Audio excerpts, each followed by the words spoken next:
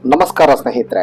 ಪ್ರತಿ ಶನಿವಾರ ಬಂದಾಗ್ಲೂ ಅಲ್ಲೊಂದು ಟ್ವಿಸ್ಟ್ ಇರುತ್ತೆ, ಅಲ್ಲೊಂದು ರೋಚಕತೆ ಇರುತ್ತೆ. ಬಿಗ್ ಬಾಸ್ ನಲ್ಲಿ ಕಿಚ್ಚನ ಪಂಚಾಯತ್ಕಿಯಲ್ಲಿ ಚಪ್ಪಾಳೆ ಇರುತ್ತೆ, ಕಿತ್ತಾಟ ಇರುತ್ತೆ, ಸಂಧಾನ ಇರುತ್ತೆ, ಸಮಾಧಾನ ಇರುತ್ತೆ, ಕಾಂಪ್ಲಿಮೆಂಟು ಇರುತ್ತೆ, ಕಂಪ್ಲೇಂಟು ಇರುತ್ತೆ. ಹಾಗೆ ಈ ಬಾರಿಯ ಕಿಚ್ಚನ ಪಂಚಾಯತ್ಕಿಯಲ್ಲಿ ಏನೇನಾಯ್ತು ಅನ್ನೋದು ಬಹಳ ಇಂಟ್ರೆಸ್ಟಿಂಗ್ ವಿಚಾರ. ಯಾರಿಗೆ ಕ್ಲಾಸ್ ಸಿಕ್ತು, ಯಾರಿಗೆ ಮಾಸ್ ಆಗಿ ಚಪ್ಪಾಳೆ ಸಿಕ್ತು, ಹಾಗೆ ಯಾರ ಬಗ್ಗೆ ಏನೇನು ದೂರು ಕೊಟ್ಟರು ಅನ್ನೋದನ್ನ ನಾನು ನಿಮಗೆ ಬ್ರೀಫ್ ಆಗಿ ಹೇಳೋಕೆ ಬಂದಿದ್ದೀನಿ. ಅದಕ್ಕೂ ಮೊದಲು ನಮ್ಮ ಈ ಹೊಸ ಪ್ರಯತ್ನವನ್ನ ದಯವಿಟ್ಟು ಸಬ್ಸ್ಕ್ರೈಬ್ ಮಾಡಿ, ಶೇರ್ ಮಾಡಿ. ಸ್ನೇಹಿತರೆ, ಇವತ್ತಿನ ಎಪಿಸೋಡ್ನ ಆರಂಭದಲ್ಲೇ ಮಂಜು ಅವರಿಗೆ ಕ್ಲಾಸ್ ಅನ್ನ ತಗೊಂಡ್ರು. ಯಾಕೆಂದ್ರೆ ಉಗ್ರ ಮಂಜು ಮೇಲೆ ಸಾಕಷ್ಟು ನಿರೀಕ್ಷೆ ಇಟ್ಟಿದ್ರು. ಕಿಚ್ಚ ಕೂಡ, ಯಾಕೆಂದ್ರೆ ಈ ಸಲ ಗೆಲ್ಲುವಂತಹ ಅತಿ ನೆಚ್ಚಿನ ಕಂಟೆಸ್ಟೆಂಟ್ಗಳಲ್ಲಿ ಮಂಜು ಕೂಡ ಒಬ್ಬರಾಗಿದ್ರು. ಆದ್ರೆ ಮಂಜು ಕಳೆದ 2 ವಾರಗಳಲ್ಲಿ ಯಾರದೋ ಸಂಘಕ್ಕೋಸ್ಕರ, ಯಾರನ್ನೋ ಮೆಚ್ಚೋದಕ್ಕೋಸ್ಕರ ಇಲ್ಲಿ ಮೈ ಮರಿತಾ ಇದ್ದಾರೆ ಅನ್ನೋದು ಬಹಳ ಸ್ಪಷ್ಟ. ಹೀಗಾಗಿ ಬಿಗ್ ಬಾಸ್ ಮನೆಯಲ್ಲಿ ಒಂದು ಚಿವುಟುವ ಕೆಲಸ ನಡೆದಿದೆ ಕಿಚ್ಚನ ಪಂಚಾಯತ್ಕಿಯಲ್ಲಿ. ಮಂಜು ಸಂಪೂರ್ಣವಾಗಿ ಕಳೆದು ಹೋಗಿದ್ದಾರೆ ಅಂತ ಕಿಚ್ಚ ಪದೇ ಪದೇ ಎಚ್ಚರಿಸ್ತಾನೆ ಇದ್ರು. ಕಳೆದ ಎಪಿಸೋಡ್ನಲ್ಲೂ ಕೂಡ ಹೇಳಿದ್ರು. ಆದ್ರೆ ಈ ಬಾರಿ ಸ್ವಲ್ಪ ಖಡಕ್ ಆಗಿ ಹೇಳಿದ್ದಾರೆ. 2 ಬಾರಿ ಎಚ್ಚರ ಮಾಡಿದ್ರು ಕೂಡ ಮಂಜು ಇಲ್ಲಿಲ್ಲ, ಉಗ್ರ ಮಂಜುವನ್ನ ನಾನು ನೋಡಿದ ರೀತಿ ಇಲ್ಲ ಅಂತೇಳಿ ಬಹಳ ನಿರಾಸೆಯನ್ನ ವ್ಯಕ್ತಪಡಿಸಿದ್ದಾರೆ. ಜೊತೆಗೆ ಗೌತಮಿ ಕೂಡ ಇದಕ್ಕೆ ಸಾಥನ ಕೊಟ್ಟಿದ್ದಾರೆ. ತಮ್ಮ ಗೆಳೆಯ ಮಂಜು ಕಳೆದು ಹೋಗಿದ್ದಾರೆ. ಬಿಗ್ ಬಾಸ್ ಮನೆಯಲ್ಲಿ ಎಲ್ಲ ರೂಲ್ಸು ನಿಯಮಗಳ ಮಧ್ಯೆ, ಜೊತೆಗೆ ಪೈಪೋಟಿಗಳ ಮಧ್ಯೆ ತಾನಾಗಿಲ್ಲ ಅಂತ ಹೇಳಿ ಟ್ವಿಸ್ಟ್ ಅನ್ನ ಕೊಟ್ಟಿದ್ದಾರೆ. ಅಲ್ಲಿಗೆ ಗೌತಮಿ ಮತ್ತು ಕಿಚ್ಚನ ಮಾತಿನಿಂದ ಮಂಜು ಯಾವ ರೀತಿ ಎಚ್ಚೆತ್ಕೋತಾರೋ, ಅಥವಾ ರಜತ್ನ ಆರ್ಭಟದ ಮಧ್ಯೆ ಮಂಜು ನಿಜವಾಗ್ಲೂ ಕಳೆದೇ ಹೋಗ್ತಾರೋ ಗೊತ್ತಿಲ್ಲ. ಇನ್ನು ಬಹಳ ಇಂಟ್ರೆಸ್ಟಿಂಗ್ ಅಂತ ಹೇಳಿದ್ರೆ ಈ ಎಪಿಸೋಡ್ನಲ್ಲಿ ರಜತ್ ಅವರ ತಾಯ್ತ ವಿಚಾರ. ರಜತ್ ನಿಮಗೆ ಗೊತ್ತಿರ್ಬೋದು, ಇಡೀ ಎಪಿಸೋಡ್ನಲ್ಲಿ ಅಥವಾ ಇಡೀ ವಾರದಲ್ಲಿ ಬಿಗ್ ಬಾಸ್ ಮನೆಯಲ್ಲಿ ಬಹಳ ಆಕ್ಟಿವ್ ಆಗಿರುವಂತಹ ವ್ಯಕ್ತಿ. ಎಲ್ರಿಗೂ ಕೂಡ ಸೇರು ಅನ್ನೋ ರೀತಿಯಲ್ಲಿ ಪ್ರತಿಕ್ರಿಯೆಗಳನ್ನು ಕೊಡ್ತಾನೆ ಇದ್ದಾರೆ. ಬಹಳ ಮುಖ್ಯವಾಗಿ ಉಗ್ರ ಮಂಜು ಬಾಯಿ ಮುಚ್ಚೋದ್ರಲ್ಲಿ ರಜತ್ ಸಕ್ಸಸ್ ಅನ್ನ ಕಂಡಿದ್ದಾರೆ. ಅದಕ್ಕೆ ತಾಯ್ತ ಅಂತ ಕೂಡ ಹೆಸರನ್ನ ಇಟ್ಟಿದ್ದಾರೆ. ಈಗ ಕಿಚ್ಚ ಸುದೀಪ್ ಕೂಡ ಈ ತಾಯ್ತ ಅನ್ನೋ ಶಬ್ದನ ಮೆಚ್ಕೊಂಡಿದ್ದಾರೆ. ಅಂದ್ರೆ ಯಾರಿಗೆ ಯಾವ ರೀತಿ ಉತ್ತರ ಕೊಡಬೇಕು ಅದಕ್ಕೆ ತಾಯ್ತ ಕಟ್ತೀನಿ ಬಾ ಅಂತೇಳಿ ಹೇಳಿದ್ದಾರೆ. ಸೊ ರಜತ್ ಜೊತೆಗೆ ಇನ್ನು ಯಾರ್ಯಾರು ತಾಯ್ತ ಕಟ್ಟಿಸ್ಕೊಳ್ತಾರೋ ಗೊತ್ತಿಲ್ಲ.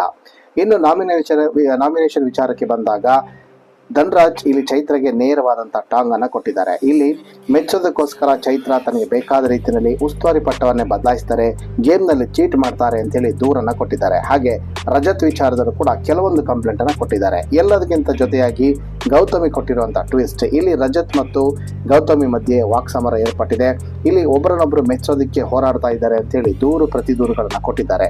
ಎರಡೂ ಕಡೆಯ ವಾದ ವಿವಾದಗಳನ್ನ ಕೇಳಿರುವಂತಹ ಕಿಚ್ಚನ ಉತ್ತರ ಸ್ಪೆಷಲ್ ಆಗಿತ್ತು ಅನ್ನೋದನ್ನ ನಾವು ಹೇಳಬೇಕಾಗಿಲ್ಲ.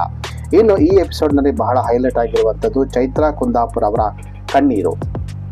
ಚೈತ್ರ ಕುಂದಾಪುರ ಆರಂಭದಲ್ಲಿ ಹೇಳಿದ್ರು, ಎಲ್ಲರೂ ಕೂಡ ನನಗೆ ಕಳಪೆಯನ್ನು ಕೊಟ್ಟು ಕುಗ್ಗಿಸ್ತಾರೆ, ಎಲ್ಲರೂ ಕೂಡ ನನ್ನನ್ನು ದೂರ ಮಾಡ್ತಾರೆ ಮತ್ತು ಟಾರ್ಗೆಟ್ ಮಾಡ್ತಿದ್ದಾರೆ ಅಂತ. ಬಹುಶಃ ಟಾರ್ಗೆಟ್ ಅನ್ನೋ ವರ್ಡು, ಕುಗ್ಗಿಸ್ತಾರೆ ಅನ್ನೋ ವರ್ಡು ಕಿಚ್ಚರನ್ನ ಸಹಜವಾಗಿ ಕೆರಳಿಸಿದೆ. ಇಲ್ಲಿ ಚೈತ್ರರಿಗೆ ನೇರವಾಗಿ ಹೇಳಿರುವಂತಹ ಕಿಚ್ಚ, ಹಾಗಾದ್ರೆ ನೀವು ಯಾರನ್ನು ನಾಮಿನೇಟ್ ಮಾಡೋದೇ ಇಲ್ವಾ, ನೀವು ಯಾರಿಗೂ ಕಳಪೆಯನ್ನು ಕೊಟ್ಟೇ ಇಲ್ವಾ, ಹಾಗಾದ್ರೆ ಅವರ ಪರಿಸ್ಥಿತಿ ಏನು ಅಂತೇಳಿ ನೇರವಾಗಿ ಪ್ರಶ್ನೆ ಮಾಡಿದ್ದಾರೆ. ಜೊತೆಗೆ ಬಿಗ್ ಬಾಸ್ ಆಟಕ್ಕೆ ನೀವು ಬಂದಿರುವ ಉದ್ದೇಶ ಮತ್ತು ಶೋನಲ್ಲಿರುವ ಘನತೆಯನ್ನು ಮರಿಬಾರದು ಅಂತ ಕಿಚ್ಚ ಸುದೀಪ್ ಚೈತ್ರ ಅವರಿಗೆ ಖಡಕ್ ಆಗಿ ವಾರ್ನಿಂಗ್ ಅನ್ನ ಕೊಟ್ಟಿದ್ದಾರೆ. ಇನ್ನು ಇಡೀ ಎಪಿಸೋಡ್ನ ಹೈಲೈಟ್ ಹನುಮನ ಬಗ್ಗೆ ಮಾತಾಡಿರುವ ಮಾತು. ಕಿಚ್ಚ ಸುದೀಪ್ ಸಾಮಾನ್ಯವಾಗಿ ಯಾರನ್ನು ಕೂಡ ಹೊಗಳೋದಿಲ್ಲ, ಹಾಗೆ ಯಾರಿಗಾದ್ರೂ ಕಮೆಂಟ್ ಮಾಡೋ ಮುಂಚೆ ಸಾಕಷ್ಟು ಯೋಚನೆ ಮಾಡ್ತಾರೆ. ಆದ್ರೆ ಇಡೀ ಬಿಗ್ ಬಾಸ್ ನಲ್ಲಿ ಈ ಬಾರಿ ವೈಲ್ಡ್ ಕಾರ್ಡ್ ಎಂಟ್ರಿಯಾಗಿ ಕೊಟ್ಟಿರುವಂತಹ ಹನುಮಂತನ ಬಗ್ಗೆ ವಿಶೇಷವಾದ ಒಲವು, ಕಾಳಜಿ ಸಹಜವಾಗೇ ಇದೆ.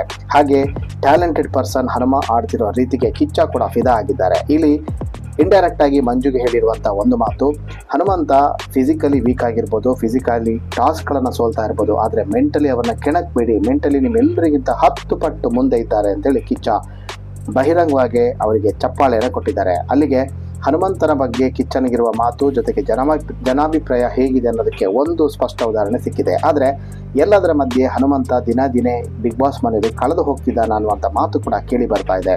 ಉಗ್ರ ಮಂಜು, ರಜತ್ ಅವರ ಆರ್ಭಟದ ಮಧ್ಯೆ ಸಾಫ್ಟ್ ನೇಚರ್ ಹೊಂದಿರುವಂತಹ, ಜೊತೆಗೆ ಮೈಂಡ್ ಗೇಮ್ ಅನ್ನ ಮಾತ್ರ ಆಡುವಂತಹ ಹನುಮಂತ ಕಳೆದು ಹೋಗಿದ್ದಾನ ಅನ್ನುವಂಥದ್ದು ಒಂದು ಪ್ರಶ್ನೆ. ಯಾಕೆಂದ್ರೆ ಕಳೆದ ಎಪಿಸೋಡ್ನಲ್ಲಿ ಗಮನಿಸಿರ್ಬೋದು, ಧನ್ರಾಜ್ ಮತ್ತು ಮಂಜು ಜೊತೆಗೆ ಮಾತಾಡ್ತಾ ತೀರಾ ಭಾವುಕರಾಗಿದ್ದಂತಹ ಅಂತರ್ಮುಖಿ ಹನುಮ ಯಾವ ರೀತಿಯಲ್ಲಿ ಎಕ್ಸ್ಪೋರ್ಟ್ ಮಾಡ್ತಾರೋ ಗೊತ್ತಿಲ್ಲ. ಆದರೆ ಕಿಚ್ಚನಿಂದ ಸ್ಫೂರ್ತಿ ಪಡೆದಿರುವ ಹನುಮ ಸರಿಯಾದ ರೀತಿಯಲ್ಲಿ ತಿರುಗೇಟ್ ಕೊಡ್ತಾರಾ ಅಥವಾ ಬಿಗ್ ಬಾಸ್ ಮನೆಯಲ್ಲಿ ಕಳೆದು ಹೋಗ್ತಾರೋ ಗೊತ್ತಿಲ್ಲ. ಒಟ್ಟಾರೆ ಈ ಬಾರಿಯ ಕಿಚ್ಚನ ಪಂಚಾಯತಿಗೆಯಲ್ಲಿ ಕಣ್ಣೀರು, ಟಾಂಗು, ಜೊತೆಗೆ ಒಂದಷ್ಟು ಬುದ್ಧಿಮಾತು ಎಲ್ಲ ಇದ್ರೂ ಕೂಡ ನಾಮಿನೇಟ್ ಆಗಿ ಹೊರಗೆ ಹೋಗೋದು ಯಾರು ಅನ್ನೋದು ಇನ್ನೂ ಕೂಡ ಕುತೂಹಲವಾಗಿ ಉಳಿದಿದೆ.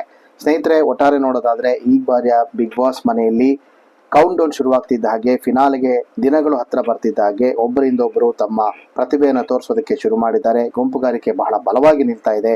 ತಮ್ಮ ಸೊಫಿಸ್ಟಿಕೇಯಾಗಿ ತಮ್ಮ ಟೀಮನ್ನು ಗಟ್ಟಿ ಮಾಡ್ಕೊಳ್ಳೋದಕ್ಕೂ ಕೂಡ ಪ್ರಯತ್ನ ಪಡ್ತಾ ಇದ್ದಾರೆ. ಧನ್ರಾಜ್ ಹನುಮಂತನವರು ಯಾವ ರೀತಿ ಆಟವನ್ನು ಕಟ್ತಾರೋ ಗೊತ್ತಿಲ್ಲ.